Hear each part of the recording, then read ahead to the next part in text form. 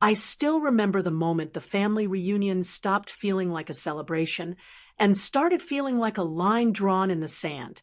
For weeks, messages had gone back and forth about dates, food, and who was bringing what, and I watched it all quietly from the edges of the conversation.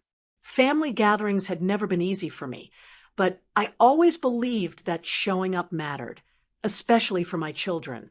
I wanted them to grow up knowing their cousins, hearing the same old stories, feeling like they belonged to something bigger than just our small home. The dynamic had always been uneven. My sister carried herself as if she were the unofficial gatekeeper of the family, the one who decided what was acceptable and what wasn't. She lived comfortably, spoke confidently, and rarely questioned her own authority.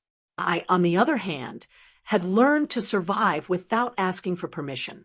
I worked, I raised my kids, and I kept my struggles mostly to myself. That difference had always been there, quietly shaping how we were treated. When the reunion details were finalized, something felt off. There was a pause, a hesitation in the way information reached me, as if certain details were being filtered. I felt it in my chest before I fully understood it, that familiar tightening that comes when you realize you are being excluded on purpose. The realization didn't come with anger at first, but with disbelief. Family, no matter how complicated, was still family. At least, that's what I had always told myself. The unfairness of it settled in slowly.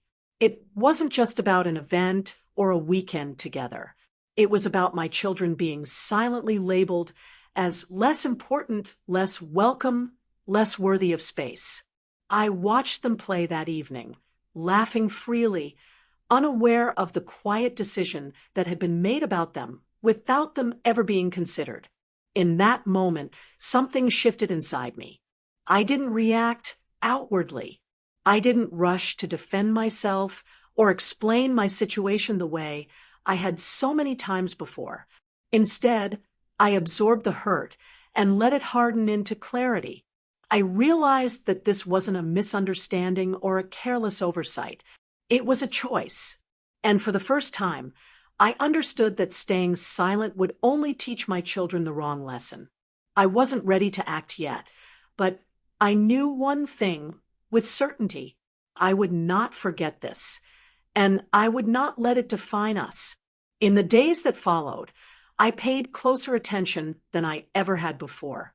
I stopped filling the silence with excuses for other people's behavior and started observing what was actually happening. The family group chats continued, full of cheerful updates and logistical details, and I noticed how carefully certain information skipped over me. Photos were shared of planning meetups, calls were mentioned that I was never included in, and decisions were made long before I ever heard about them. It wasn't chaotic or accidental.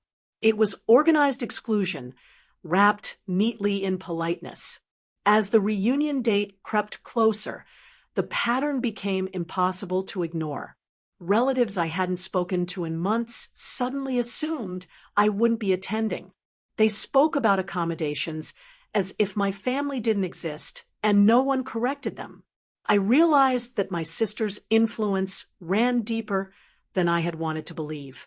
She had framed the narrative quietly, presenting herself as practical and reasonable while painting me as complicated, inconvenient, and best left out for the sake of harmony.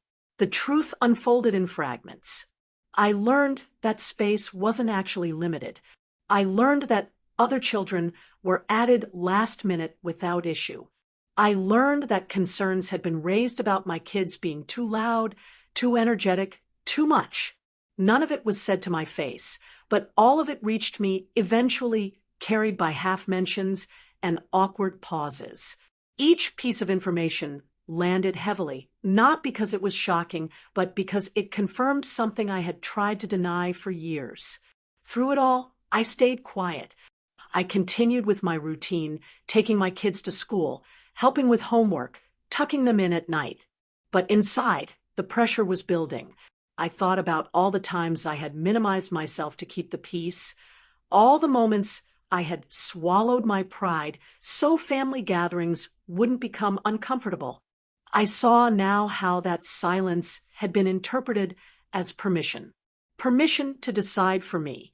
Permission to decide for my children. The turning point didn't come in a dramatic moment. It came late one night, as I sat alone after the house had gone quiet. I imagined my kids growing older, remembering how they were left out, how their absence was treated as normal. I realized that if I did nothing, I would be complicit in teaching them that their place in the family was conditional, that their presence depended on someone else's approval. That realization settled heavily, but it also brought an unexpected calm.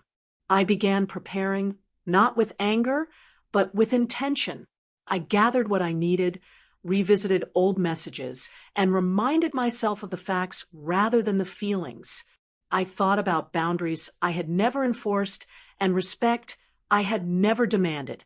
The reunion was approaching, and for the first time, I wasn't focused on whether we would be invited or included.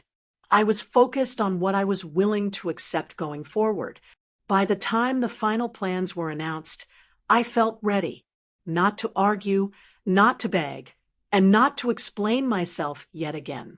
I was ready to make a decision that would shift the balance, one that would make it clear that my children were not an afterthought, and I was not someone who could be quietly erased.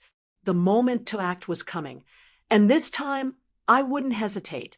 When the reunion weekend finally arrived, I made my choice without drama or confrontation. I didn't show up uninvited, and I didn't send a last-minute message asking for permission.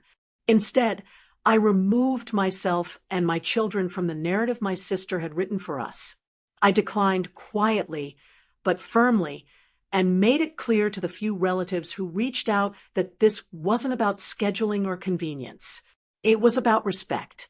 The reaction came quickly once my absence could no longer be ignored. Questions followed, then discomfort, and finally an uneasy realization among the family that something had gone wrong long before the reunion ever began. My sister's control slipped as people started connecting the dots on their own, without my silence to support her version of events. The truth stood exposed in the gaps I left behind. What surprised me most was the sense of peace that followed. I spent that weekend with my children doing simple things, laughing, talking, and creating memories that didn't depend on anyone else's approval. There was no bitterness in it, only clarity. I saw how easily love could exist without conditions when it wasn't filtered through someone else's judgment. In the weeks after, the family dynamic shifted. Some relationships grew distant. Others became more honest. My sister no longer spoke for me, and she no longer spoke about my children as if they were optional. I didn't demand apologies or explanations. I didn't need them. Setting the boundary had done its work.